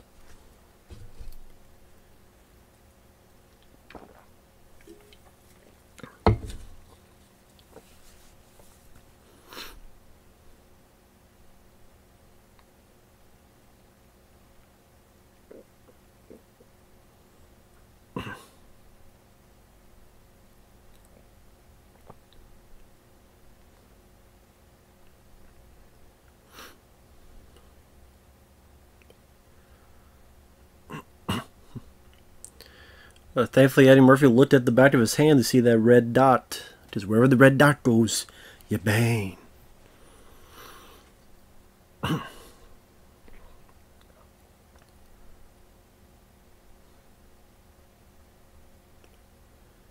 Wonder if this would be looked at as sexist because, oh, it's a damsel in distress and blah blah blah blah.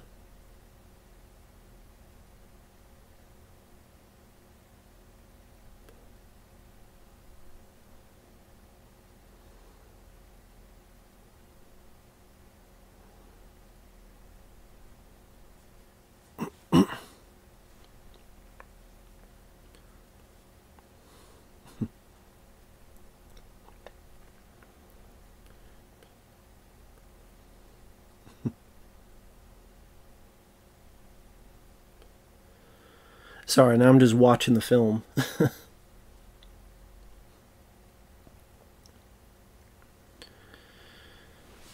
But that's the thing about, part of me wonders if I was just born too late and should have been born earlier. Because there's a part of me that wishes I could have been in the... I mean, this was 97, granted, so I was 14 years old by the time this film came about. But at that time, I lived in an area where there's really no movie theaters around, and so very, very rarely could we go to the theater. The nearest theater was probably 40 some miles away. I remember we lived in Iowa as a family, and you had to go across the border of Minnesota to get to a town named Fairmont, to get to the one theater, and it's just the amount of money it would take to go to the theater, all that gas money to go up and go back to see one movie, just didn't seem worth it. So for the most part, I had to wait for these films to come out on VHS, or if it was on, buy them at the store on VHS when you're shopping for groceries or shopping for clothes or shopping for other stuff. And my mom was great and being very nice and courteous and sure, I'll get you that. So, great mom. Best mom ever.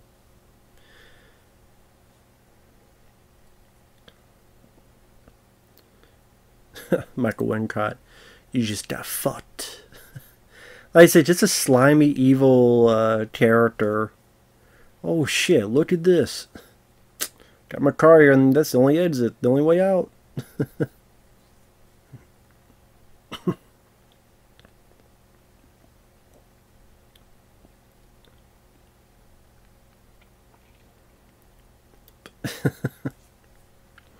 See, with how sadistic and evil, you kind of believe that he would go to all this trouble because of his behavior and such. And we did establish that Michael Rapaport can read lips. That's why he understands what Eddie Murphy says here. Thank God he knows how to read lips, because if he doesn't, what the hell else could you have done?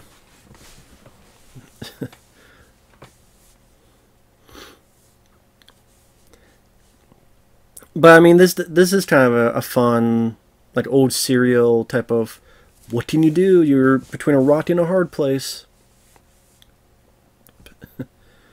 But part of it is like that's what movies are meant for. Not every one of them has to be a fucking documentary. There you go. This is a pretty nice shot here too, with the car bypassing them.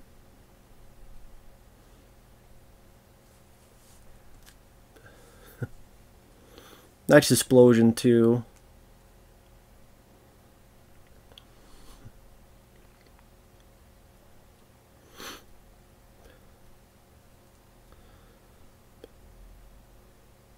Now, I don't know why Michael Rapaport left his post. I mean, he has a sniper rifle. He could literally just shoot Michael Rapaport from there, couldn't he? In the leg, in the arm, in the head. So, why doesn't Michael Rapaport just finish the job as a sniper? I mean, the car flipped and it's now in the open. Like, why is he moving from his position? I don't understand why. He had a clear view, downward spiral. So why is he moving? Like, he would have had a better shot from up there. Disable, I don't know. And so that he can get in this position and get wounded, so Eddie Murphy can save the day. Saving the day.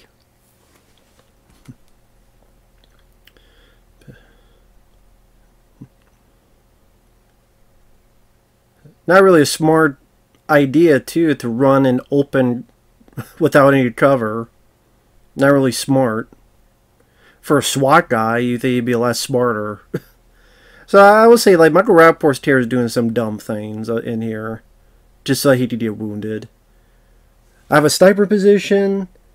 Like, there's other pieces of the roof to move to. You don't have to get ground level. And then I'm going to move in the open without any cover so you can wound me. Yeah, free shot. But it's so that Eddie Murphy can do this. And hey, he hates that red Fox pickup truck now. It's going to go bye-bye.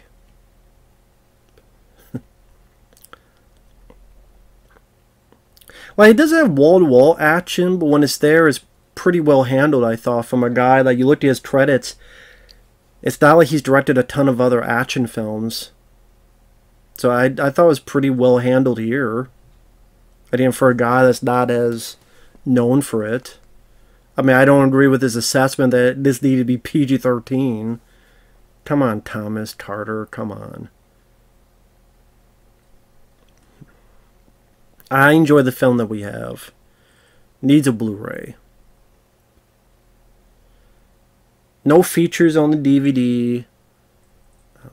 I don't even know if it has a trailer. I'll see at the end. But I give credit to the stunt person to be on top of this pickup truck. It's not the easiest thing to do, to be in the front on the hood. Again, all this stuff that just you take for granted being done for real, and it would all be CGI enhancements or green screen this or that part's green screen or do that in post.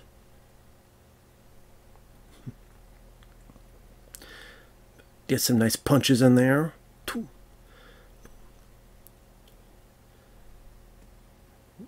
Nice dive. Sayonara, motherfucker. Great explosion. Back in the day when you did a real good practical explosion at the end there. Again, stuff that we took for granted back in the day.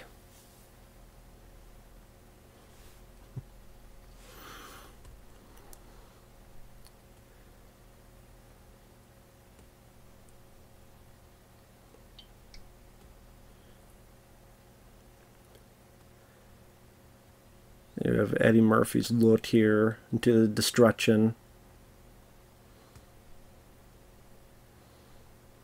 Eddie Murphy's look like as if he's ready to tell the guy. Let's see, where's the shot? Yeah, as if, hope you like the taste of my ass in your mouth since you kissed it straight to hell. Raging Inferno.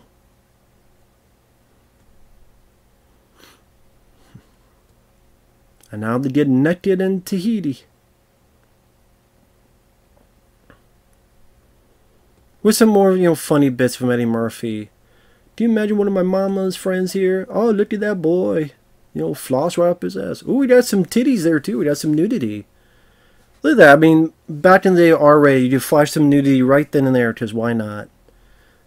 Get naked in Tahiti. Someone's getting naked in Tahiti there. Titties out.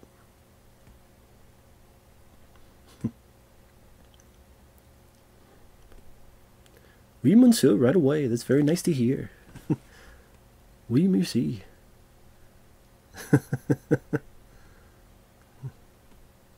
Au revoir.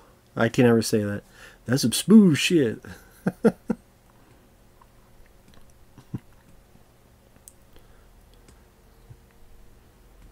It's sort of reversal. He thinks she's proposing, but it's something else.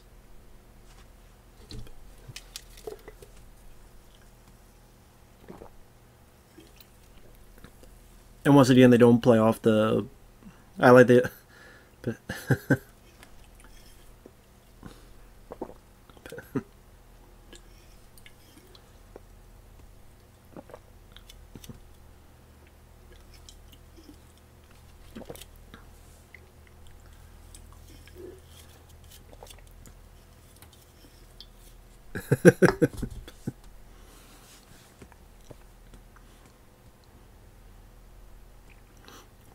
I said, let's get naked in Tahiti. The hotel room is in Tahiti too. I'm not going to get naked on the beach. Not prude as strangers. I'm not getting naked on no beach. I'll take off my clothes and run around you naked in the hotel room.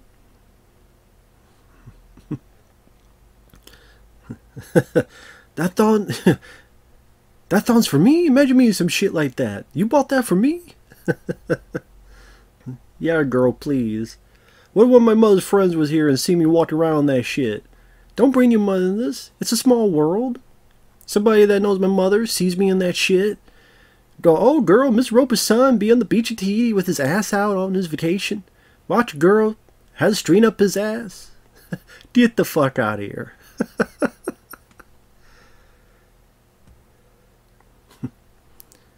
See, that screams like classic Eddie Murphy. Like, that really does. That screams classic Eddie Murphy. There you go, Kim Miori, number 2. On there, that's Lady Tanaka from the Punisher Dolph Lundgren film. Like, that screams like classic Eddie Murphy to me. 48 Hours, Beverly Hills Cop Eddie Murphy. And people just threw it in his face. Which is why he went back to doing more of these fucking family films. Because they were the ones making the money. And that sucks. Because as a fan, I wanted him to make more of these type of movies. And that just wasn't the case. But then I see some of these movies that get the fucking bullshit films that make so much goddamn money. Because they got fucking Marvel attached to it. I'm sorry, whether it be Captain Marvel or whatever the fuck else, you put me, in front of this movie or in front of those movies, I'll take this any day of the week. Or, I know Black Adam underperformed, but still, you look at how much money it made. If this movie got a tenth of that, it would have been a big hit. Or maybe not a tenth, but a chunk of it, it would have been a success. Very successful. Just how it is. What can you do? So with that said, thanks for watching. Take care, and we will see you guys later. Oh yeah, I was going to check on features. It says bonus materials. There's a trailer and additional titles from Crimson Tide, Con Air. Pretty much just going, if you enjoy this, here are some recommendations. And they just show a picture of, here's the poster of Crimson Tide, Con Air, The Rock, and Phenomenon. I don't know what Phenomenon has to do. Like the others, okay, they're action films. Like Crimson Tide is more of a, but it's okay. Tony Scott, who did Beverly Hills Cop 2, and okay, like Con Air, The Rock, action films, okay, but Phenomenon, because of the studio. So. And that's all it was for special features. And even like the menu, it's just Eddie Murphy with a gun, a model-looking city on the bottom, and some big fireball explosion in the back. And chapter selections, all 17 of them. I'll just end like, what are the chapter titles? Program start, opening credits. The Negotiator, new partner. Dangerous suspect, old flame. Jewelry heist, loose in San Francisco.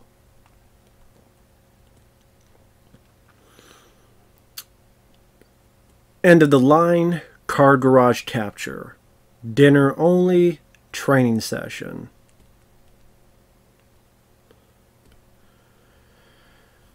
Intruder, trip for two.